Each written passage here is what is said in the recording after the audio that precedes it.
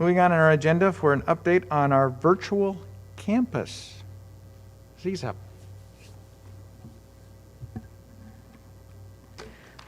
Hello. I am so excited to be here to give you an update on our virtual campus. I'm Tara Estep. If you don't know, I'm the Executive Director of Enrichment and Special Programs for the district, and this year, a campus administrator. So we have 960 kids that we are serving in our virtual campus. 472 of them are elementary, 260 of them are junior high, and 220 of them are Cedar Falls High School. So I'm just going to take you through several slides here and update you on what this looks like. So you know very well that every student every day is our vision. And we added multiple ways to this because we are committed to every student every day in the virtual setting as well. So our purpose this year is to provide that flexible option for students and for learning. And we're not wanting to lose sight of our high expectations in Cedar Falls. And those 5 C's are super important also in our virtual learning. So that's culture, making that positive culture, providing opportunities for communication and collaboration, being creative, that's been the name of the game this year, as well as providing critical thinking opportunities. That picture there is one of our first grade classrooms. Looks like a real classroom, and it is one of our awesome virtual first grade classrooms. I love this quote, "We can't direct the wind, but we can adjust the sails." This is not how any of us would have imagined starting this school year. And we can't control the circumstances, but we absolutely can control our attitude and how we approach this. And I've been so proud of our staff, both in person and virtual, with how they've approached this school year. So we have called this disruptive innovation. Last year, we had a task force, a team that was looking at online learning.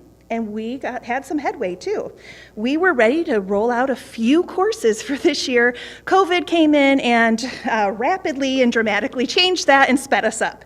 So we now have 960 students out there on the virtual world and have had a really great team in the Return to Learn plan and leadership in moving forward with this. We've provided some resources for our teachers and for our students. You probably know we've provided iPads for K-2 students, Chromebooks for 3 through 6. For our teachers, we have provided lots of subscriptions, online tools and resources like Seesaw and Screencastify, online labs, and different features for Zoom. Even physical supplies. If you haven't heard, last week we provided physical supplies at a curbside pickup day for our elementary students. This year also, learning and flexibility is the name of the game. It's been our key to success. I have weekly check-ins with our elementary staff, and I also have weekly check-ins with our secondary staff, and we work through challenges and also share successes. So what is online learning really in Cedar Falls? You've probably heard virtual, distance, remote, online, all used synonymously. And we are really using this definition. And the words highlighted there in red, that's really important there. Structured learning environment. We know we can't duplicate the in-person setting, and we're not trying to duplicate it. We're trying to reimagine what learning really can look like for our students and what it can look like in the virtual world. So I think what sets us apart, makes us innovative, maybe from other districts too, is our commitment to using our teachers and our commitment to using our resources in providing this experience for kids. So we are using our core curriculum, we are using our Cedar Falls educators, and we are using our Cedar Falls approved resources, with a few exceptions of being able to provide, we still want to make sure that we're providing multiple opportunities for our high school students to have electives. So we were able to purchase some Pearson platform classes and courses for that purpose. Also committed to best practice. And what is best practice? Again, last year we had a task force, and QM, or Quality Matters, if you haven't heard of it, is an international organization that really just specializes in providing best practice for online setting with 8 specific standards and a nice lovely book with a rubric on how you can reach all of those standards. And we have worked through that last year a little bit and know that this was a good move for us to follow the QM standards. Hawkeye and UNI also use those. However, we also needed some real-life application, knowing that we are here because of the pandemic. And there was this distance learning playbook by Fisher, Fry, and Hattie, all wonderful, wonderful educational leaders, really provided some of that relevant work, and we have used that to help kickstart some of this virtual learning. We knew staff training is important. Our staff, a lot of them, learned that they would be virtual teachers in August, and so they quickly got up to speed, and we did provide some training with trying not to overwhelm them to go off of what we provided in June and build off of that, and we did that through some ISTE micro courses. So all of our virtual staff, and ISTE is International Society of Tech Ed, and our ISTE courses, those micro courses, all of our virtual teachers have taken one on community building in a virtual world, and also taken one on designing experiences in a virtual world. Coming up in the next few months will be equity in a virtual world, as well as assessment. So we chose that community building and design as the starting point there. Okay. So in thinking about providing you just an example of what a sample day will look like, I mean, we can all learn a thing or two from Mr. Rogers. And he was one of the greatest teachers of all time, and he did it all virtually. And we know that at the elementary level that we wanted to provide that experience that had a teacher and the same classroom for all of our students. We knew that that would be best for our kids. Was it easy? Absolutely not. Is it worth it? Absolutely. So this is a sample day is when I'm doing walkthroughs, I'm feeling like I'm in an elementary classroom. I'm seeing students interacting with each other. I'm seeing morning meeting. I'm seeing teachers providing mini lessons. I'm seeing breakouts. And that is exactly what we were hoping for in that setting. We're also finding that small groups are making a big impact, and so we're trying to capitalize on those small groups to really make sure that kids are getting that individual and small group attention. The hubs, the learning hubs, are our landing page for students. So if you are a second grader, you go to the second grade page, and that's where everything is. I'm going to show you an example. This is a third grade landing page, and this is the hub for third grade. And you might not be able to see that super clearly, but each of those teachers have their own little classroom. You just click on a link to go to their live classroom each day. All of our classroom instruction is recorded, so if you are doing some things asynchronously, you still have access to that. Our calendar, our resources, everything is on this page. So this is our landing page and our hub. This is third grade, but we have a lot going on in all of the grade levels. All of the grade levels have different hubs. And a lot of teachers have really been getting into the Bitmoji thing.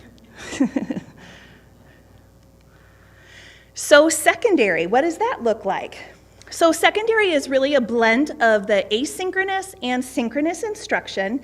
And as students get older, of course, we know that we can move into more independence and be able to provide more of that self-paced learning.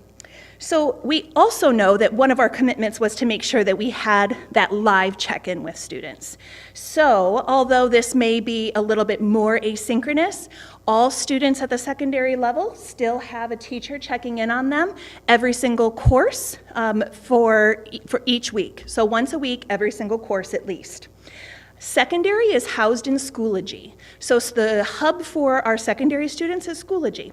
The picture here on the right is likely what a student would see when they would go, it is, because I went into a student's account and this is one of them. This is what they would see when they go into their page. Then if you click on one of those subjects, it comes to something like this. So every single one of our students that is virtual at the secondary level has a Schoology account with a hub like this. This is one specific course. And in this course, and as is the same with all courses, there is a folder for all of your Zoom links because sometimes they're hard to find. There is a calendar on the right that's going to give you all of the information of what's coming up for your test dates, for your due dates, and then all of your weekly work is going to be organized by folder each week. This is just an example of what our secondary teachers, all secondary teachers sent this home to students, and it was awesome. They gave just a quick little sample of what the class was going to be like, the syllabus, the class time, and then that black box right there is actually a video directly from the teacher welcoming them into their classroom. So the next piece that I want to go over, we know that the only way that we're successful with this is that our parents are partners with us in this virtual education. And so we wanted to make sure that we were hearing their perspective, and we wanted to make sure that we were understanding their perception of how things are going. So I'm going to go through a few slides with you that's going to be questions about that we asked them and some of the survey results. So the first one here, what's the biggest success for my child? And I love that the very first one is teacher support. And the next one, 29.4%, is that online platform. So again, those hubs, those have been good for our families and good for our kids. And communication from our staff, and then rigor of lessons. If you add those four up, that equals about 88%, and that's pretty impressive that families feel like the biggest success for their child was a direct result of because of something our staff did. That is pretty impressive. The next one, my child has enough time to complete assignments. People feel pretty good about that. Something I want to tell you about this data is that it's in an awesome table. If you're not familiar with awesome tables, you can drill down. And so what we can do is, although this is K-12 data, each of our grade levels can drill down within their own grade level to be able to make decisions and make impacts within that grade level. So that's exciting. Next one, adequate supports for technology. Like I said, K2, we provided iPads, 312, we provided Chromebooks, but we also have a help desk that is directly for our virtual families, and that has been helpful as well. So families are feeling pretty good about that. Amount of screen time. 69% thought that we provide about the right amount. This one caused us pause, because a quarter of our families feel like the screen is maybe too much time.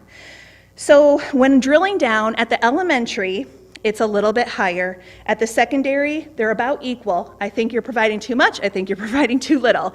And so looking at that again, we want to drill down within those grade levels, make sure that we are meeting those needs, but also know that this is virtual learning and online learning, and we have to build some stamina here too. And that takes a little bit of time. We're also working to build more unplugged activities for our students as well. Okay, and how much time per day are you spending supporting your child? About half of our parents spend 30 minutes or less with their children. I don't mean with their children totally, I just mean in virtual learning. The amount of time that my child spends each week on coursework, most people feel that that is about right, 76.4%. And you can see the rest of the parents are pretty evenly split between too much and too little. Again, where that's really going to give us some opportunity to make some change is when we can drill down and see where that is at each grade level. So what are those next steps and goals, and what do we do with all that data?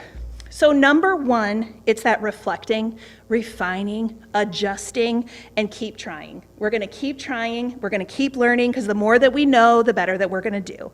And that is the number one piece with our next steps. We also have heard from families, from students, from teachers, that SEL and social emotional learning is even more important in a virtual setting because potentially we are having less peer interactions. So trying to provide more of that.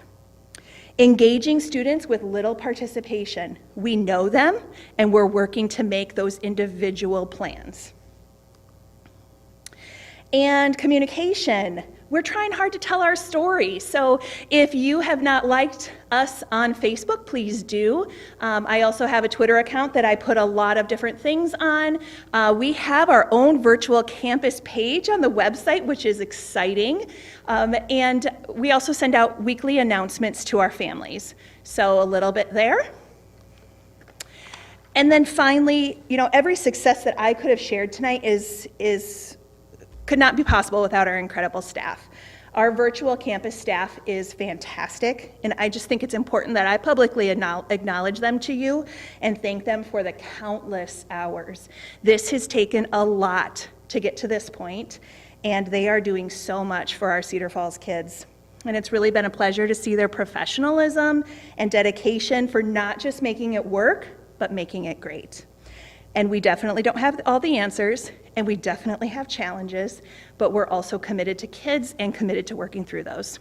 So I think we'll end with a quick video, and then I'll take your questions.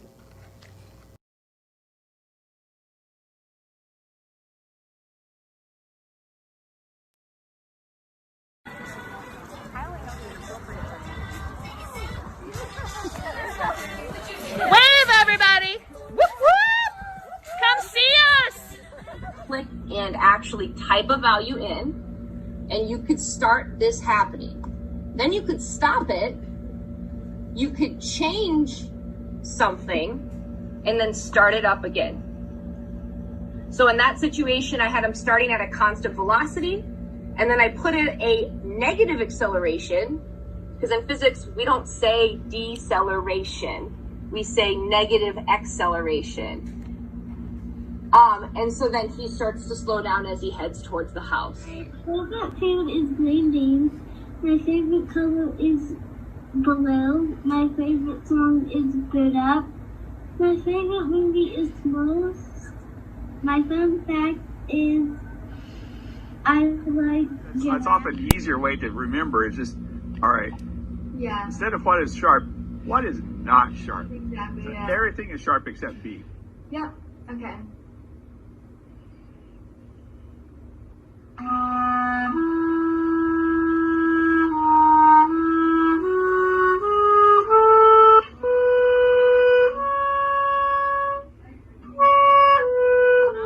Ok, ahora ¿te gusta más jugar videojuegos o jugar juegos de mesa? I want you to hold up. Is this a 4? Is this a 3? Is this a 2? Or is this a 1? So remember, 4 is they nailed it. They got this down at a high level. If it's a 3, like they got it, but they might be missing something. If it's a 2, it's like, I love it. Okay, so here is what I need you to think about today. If you are reading and you are writing and you hear that cute puppy sound, what's that sound again? Can you unmute? Puppy sound? Aww. Yeah. What 2 letters could it be? It could be A-U or it could be A-W. Good job. That's pie. But there were all 9 kinds of pie that Harold liked best. When Harold finished his picnic, there was quite a lot left. He hated to see so much pie go to waste. What do you think he's going to do? Raise your hand if you have an idea. What do you think Harold's going to do, Celia? He's gonna make friends to eat it. How is he going to do that? What do you think, my friend? With his purple crayons. Let's see what Harold does. Are you watching? Gives you a little bit of a flavor of what it looks like for our students. So what questions do you have? Be glad to start here. Go. Hey, Tara, thank you, by the way, for all this work. I definitely appreciate it, and I'm sure that I speak for many of us on the board here. One of the questions I would have is about assessment. I would assume we built a lot of time into building up social emotional networks that we're going to use, but at this point I would imagine we're starting to see some assessments coming back from students. Are they holding their own? Are they comparable to what we're seeing in in-person learning? Yep, that's a good question. We're really kind of starting to see that assessment data come in, and so far holding steady. We do have pockets of those little participation that we are needing just to make those plans for those students to be able to engage more into our curriculum. So if they are engaging, their assessments are showing that they're engaging, similar to an in-person. If they're little participation or not engaging as much, as you can imagine, those assessments would show that too. How about, how are we dealing with the integrity of these assessments? How do we know it's not the parent in the background or the student Googling answers or those sorts of things? Yep, there's a couple different pieces that we're doing. At the elementary schools, we have a lot of times teachers proctoring those almost in a one-on-one setting within a breakout room. At the secondary level, they are able to lock their Chromebooks so that they can't search other things. They have to keep their cameras on during tests, things like that. So doing our very best on that, Jeff. We can't be in their houses, but we know that that we've put those agreements out to kids, put those agreements out to families, and for the most part, we're doing okay there. Of course, we would deal with each individual situation as it would arise. Our virtual teachers at the secondary level are, of course, still working in their collaborative teams with their PLC and working to make sure that they're staying on track, and that helps them to know where the kids are in-person. Great question. Some more? Go ahead, Alan. Tara, thanks for your report. Has there been much change in the participation? In other words, we start the school year with X number of students going 100% virtual. Has that changed much either way from? Yep. So we've been pretty firm about if you chose in person, you're in person. If you chose virtual, you're virtual. So there has not been a lot of movement there, and there will potentially be that opportunity to have movement. That we are still working on a plan to see how that's going to unfold. That would include a survey to families to see where they're at and how they're feeling about things. Thank you. You had mentioned some challenges. I know from talking to other schools across the state, there's been some challenges with regards to some student behaviors that have distracted, right, have gotten away from the intent of the programming. How have our teachers found those distractions to be student-to-student type of distractions or incidences of issues around cyberbullying, et cetera? I'm just curious. Yep. So we know that there's some behaviors in school, in person, right? And there also are in the virtual world too. And we deal with each of those as they come up. I feel like our teachers have done a fantastic job being super proactive in setting up expectations. That was one of our tights that we had at the beginning of the year. We all built norms for Zooms and norms for live instruction. And so making sure that kids know what the expectation is first. So I feel like our teachers did a fantastic job with that. And luckily I'm an administrator again, and I get to help teachers deal with those behaviors as they come up too. And again, we work on each person individually, and there's no one answer for all of it, but it's been minimal. Yeah, good. And I would say, just to add to that too, it's all about relationships, just as it is in face-to-face, as it is in virtual. And our staff do a wonderful job building those relationships, and kids understand parameters based on those norms and respond appropriately based on, again, they have a positive relationship. I don't know how unique we are across the state, but we are somewhat unique because it's our teachers teaching our curriculum virtually with our students, where a lot of districts went with programs that might not be taught by their staff or overseen by their staff, but not taught. And I think that's where you hear sometimes some challenges that are arising because of, either poor interactions, sometimes bullying, sometimes other things. And again, our staff are the best staff in the world, and what they do, building those relationships, pays dividends working within those classrooms. Yeah. Absolutely. That's the key to any successful classroom is first to make sure your kids feel emotionally and physically safe. Second, to make sure that they know that they're cared for and feel special, and then they can learn. And that is absolutely not any different in a virtual setting. And so again, when you're really proactive and you push those things at the very beginning and you continuously work on them, we have minimal disruptions. Yeah. Not a question, more of just a statement. It will be interesting to see as we move forward, where does online learning, where does virtual learning take place, and what does it look like 2 or 3 years from now? What role will it play in the K-12 arena? I don't know what the answer to that question is, but I'm sure there will be. We have a Yeah. roadmap. Go ahead. We have a roadmap. So yes, we do. We have ideas. So I'll let Tara speak on that. Sorry. No, that's okay. Last year we were working on this, and so we were really trying to think about where do we want to be with virtual learning in 5 years. We knew that if we weren't talking about it, that it was going to be there, and we wouldn't have been ready for it. So I feel like just because we had a few building blocks in place last year, that even that transition for us was a little bit easier, and again allowed us to feel confident enough to use our own people, our own curriculum, our own resources, and that was really important. I do believe that virtual learning won't go away. It's going to be here to stay. It will probably not look exactly like this, and it will evolve, and I think we are going to have a great team to help walk us through what that will evolve to, but I don't think it's going away. Thank you. Hey Tara, this is Nate. I'm coming to you virtually. Hi, Nate. Just give me a second. First of all, thank you.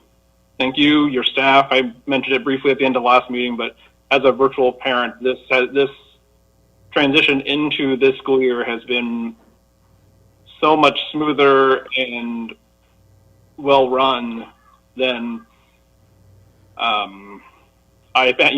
my expectations were. It's been a fantastic experience on my end as a parent of a third grader in the virtual campus, and then monitoring a couple other students a couple times a week, one or two times a week.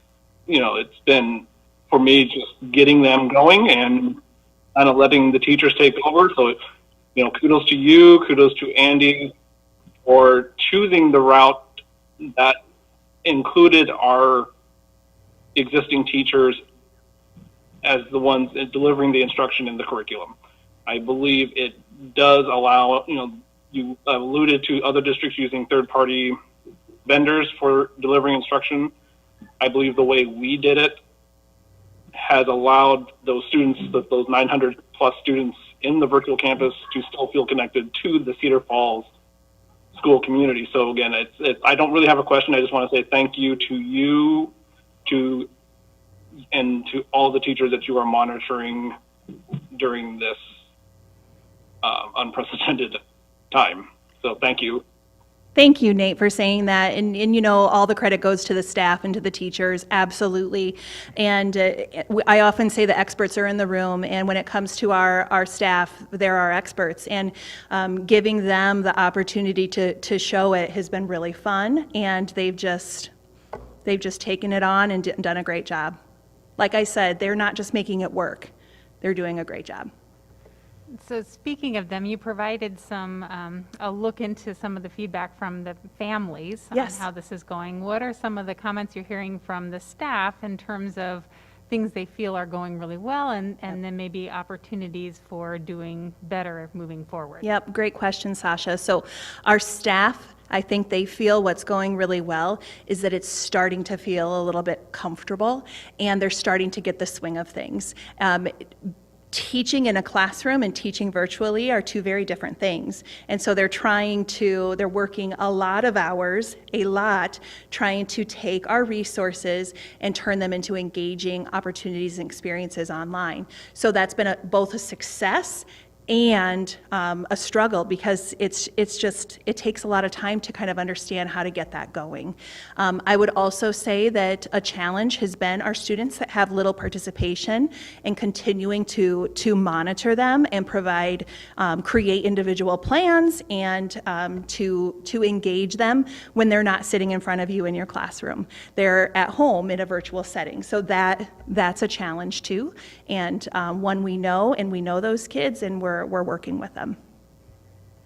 Well, I appreciate the video that you showed. It was just a joy to see those teachers at work and those children responding to the instruction that's happening. So I'll echo the other responses, and just a huge thank you to you and the whole team working on this. Thank you. So what happens if a student needs to step out of the classroom, like they're in the in-person version and they need to step out of the classroom? Do they end up in your program? And I'm sorry, I'm not calling it just your program, but Nope. how do we address that? Because we have students that will have to step out of the classroom for a little bit and then step back in. So far, we have not used our virtual campus in that way. Again, we've tried to, unless they're individual specific reasons, move from one platform to another. That means that it would be a better learning opportunity for that child. On a rare occasion, we would make that switch, but we're not trying to go back and forth too much right now. For staffing implications, as you can imagine, as well as just classroom dynamics, things like that. Excellent. Well, I know that it's been echoed by practically everybody up here, and I think I would certainly, in addition to Nate, who's joining us from home, but thank you to all of the staff, and actually it's the staff across the district, because those that have been in-person have had to do things and adapt to things that we never imagined that we'd have to do before.